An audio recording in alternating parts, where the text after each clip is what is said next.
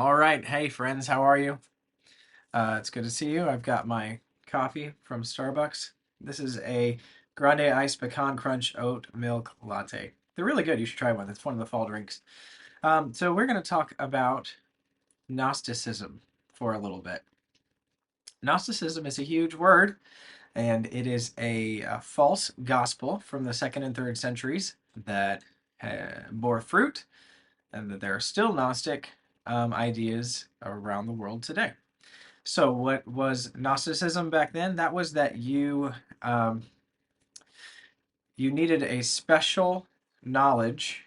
Gnosis is the Greek word for knowledge that would free you from your material self and unite you with the divine spark. There was a divine spark in all of material things, and in you, a divine spark. And then that divine spark has to be set free from the prison of your material substance, your literal flesh and bones, has to be set free so that your divine spark can participate with the spiritual realities of the world. And the spiritual realities of the world are the only true, good, beautiful, pure things. And the physical substance of the world is dirty and a liability. Your body is a problem. And so they're lesser goods. They're not even good. They're problematic. And salvation comes by freeing you from your body. Okay? So that's the gist of it. The church fought against this false gospel multiple times, and what the main way that Gnosticism is destroyed is the incarnation of Jesus Christ. Jesus came as a man. He took on a human body, and he was born in a manger. He did all the baby things, all the adult things that people do, and he ate and he hung out with people, and he was not and he did not seek freedom from his physical body. He even resurrected his physical body and promises to have a new world in which all creation will be remade physically. A Gnostic would say that Jesus wasn't really maybe he didn't actually come in the flesh, that only it was a sort of like the flesh, or that it's um, something that was an illusion. Christ coming in the flesh was an illusion, or that the Spirit of Christ came upon the man Jesus, which is a problem. Spirit of Christ came on the man Jesus, and then he left before Jesus died when he was crucified. Okay, the Gnostics would say that the one high God did not make matter. He made lower beings, lower gods, and the God of the Old Testament is one of these lower gods who was hostile and angry and vindictive, and he created the world. Yahweh created the world.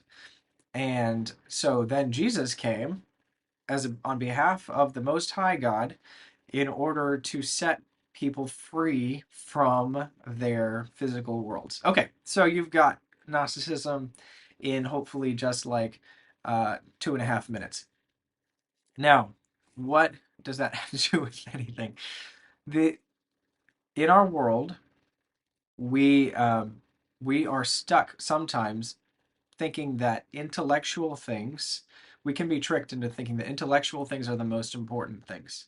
Intellectual things or spiritual things are the most important things. Doctrines are the most important things. Or faith defined as belief only is the most important thing. And then it relegates human activity, and it relegates faith and works to a lower realm.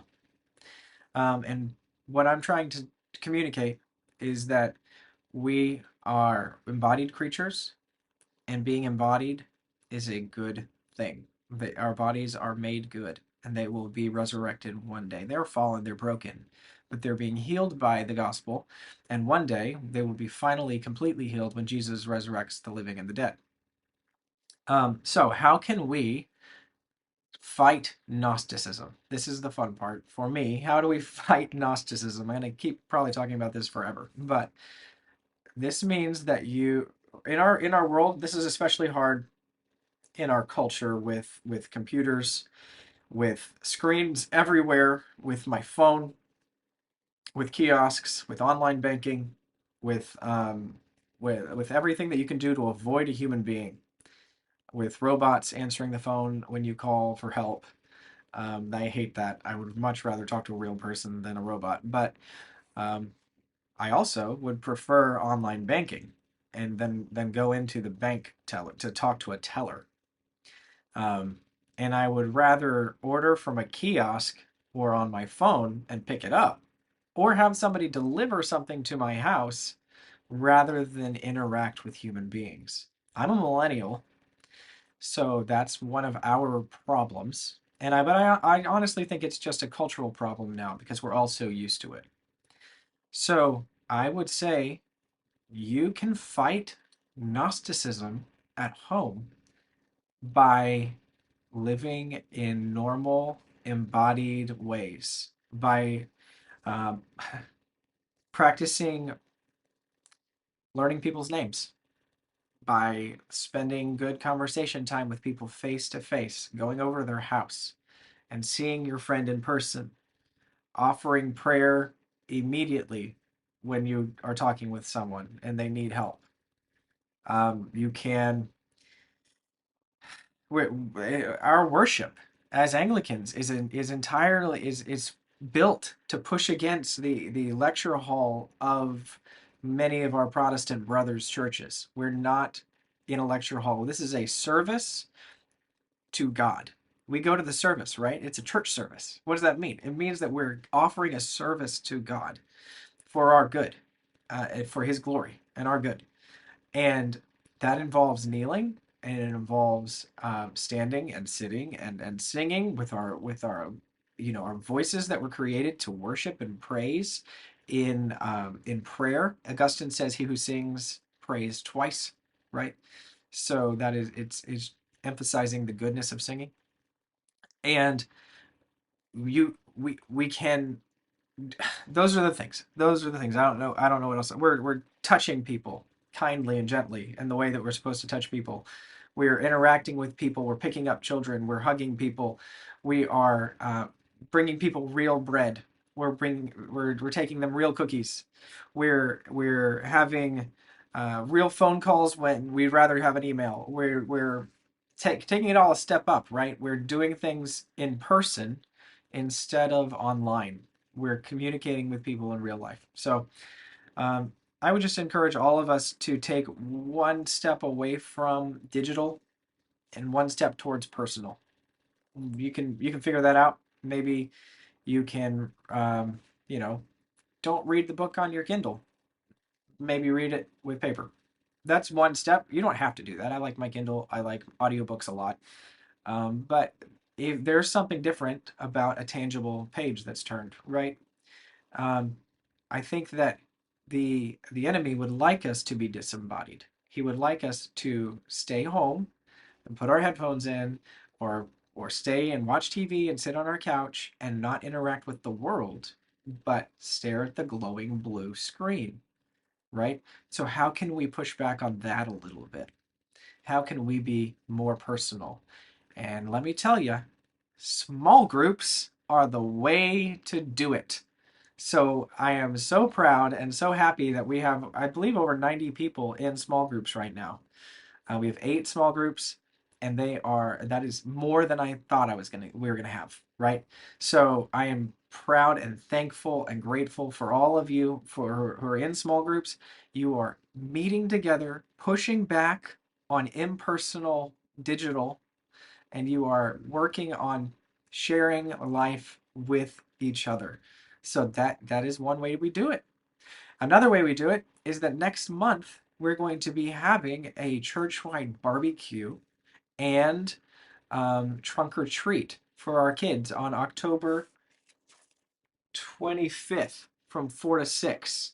It's going to be put on by the Hogs. The barbecue is by the Hogs, and I want as many people there as possible. It's a church-wide barbecue, and we're also doing our trunk or treat festival for our families, for the preschool, and for our kids, so that the kids have 20 or 30 cars that are dressed up and that look cute, that are fun. And we had some so good ones last year. Some really good trunks that were signed up for people, and wonderful single people, and wonderful people who had no kids here at all bringing getting their trunks set up in these cool, creative, funny ways so that our kids could go up and they can feel loved and be interacting with real people and can get candy. And we're just gonna dress up. I'm gonna dress up as a video game character, and so you're all gonna love that. But that's another way you could do it. You could do it by, let's see, by showing up to BMOC on the first Monday of October. We are going to hear from David Gates, Dr. David Gates. That's a way that you can physically be present with our congregation and getting to know one another and pushing back on Gnosticism, and you didn't even know you were doing it. So I'm excited about all those things that are coming up. I've mentioned them, and keep up the good work. Keep pushing. Keep praying in person. We're just taking, like, where are we right now with our lives with Jesus?